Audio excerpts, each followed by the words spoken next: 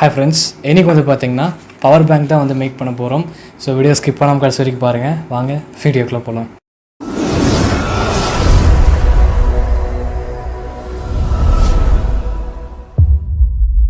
Wire வந்து 3 பேட்டரிக்கு connect பண்ற மாதிரி கட் பண்ணி எடுத்துக்கிறேன்.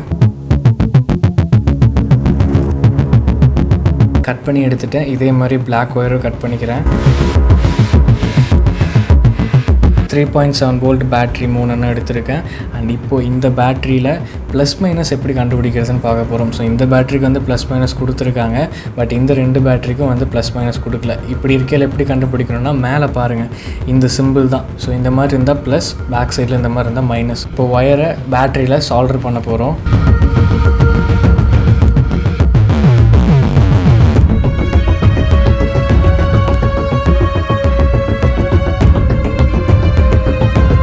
இப்போ ப்ளஸ் ஒயர் வந்து சால்டர் பண்ணியாச்சு. இப்போ மைனஸ் ஒயர் வந்து சால்டர் பண்ணிக்கலாம்.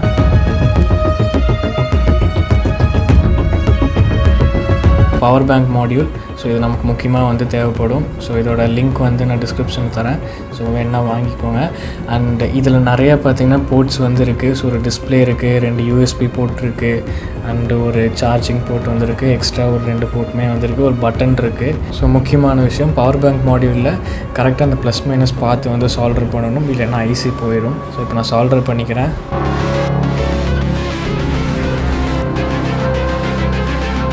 கார்ட்போர்ட் வந்து எடுத்திருக்கேன். ஒரு பாக்ஸ் மாதிரி இப்போ வந்து ரெடி பண்ண போகிறோம்.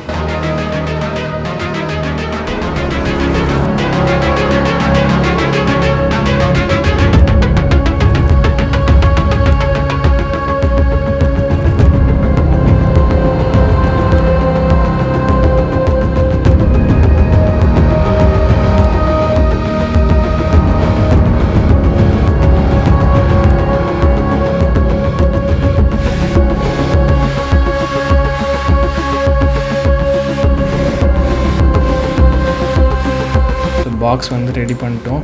இப்போ டெஸ்ட் பண்ணி பார்க்க போகிறோம். யூஎஸ்பி இதில் போட்ட உடனே லைட் வந்து எரியுது, பார்த்தீங்கன்னா தெரியும். சார்ஜ் வந்து ஏறுது, அண்ட் எவ்வளோ % இருக்குன்னு காட்டுது, அவுட்புட் எல்லாமே காட்டுது. அண்ட் ரொம்பவுமே சூப்பராக இருக்குது.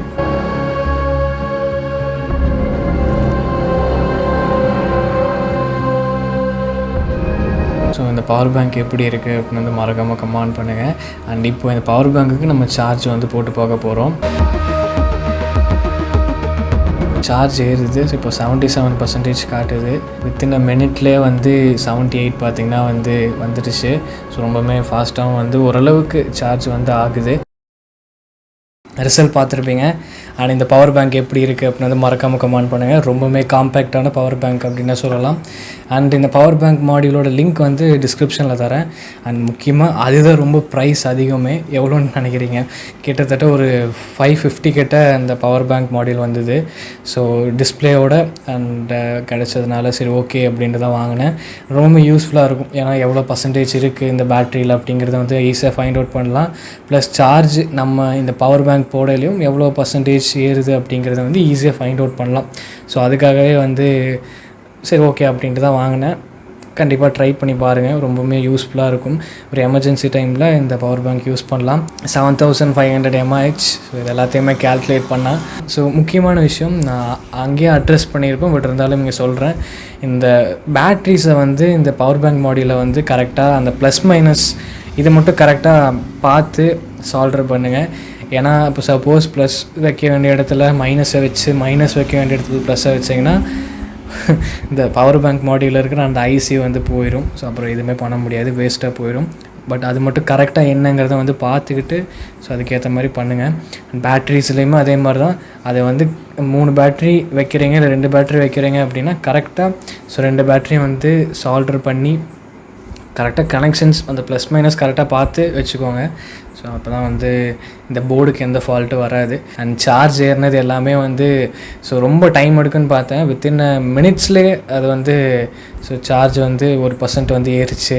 ஸோ கண்டிப்பாக ட்ரை பண்ணி பாருங்கள் எப்படி இருக்குது அப்படின்னு மறக்காமல் கமெண்ட் பண்ணுங்கள். இதே மாதிரி ஒரு இன்ட்ரெஸ்டிங்கான ஒரு மீட் பண்ணுறேன். அடுத்த பர்ஃபெக்ட் ரேட்டர் தான்ல.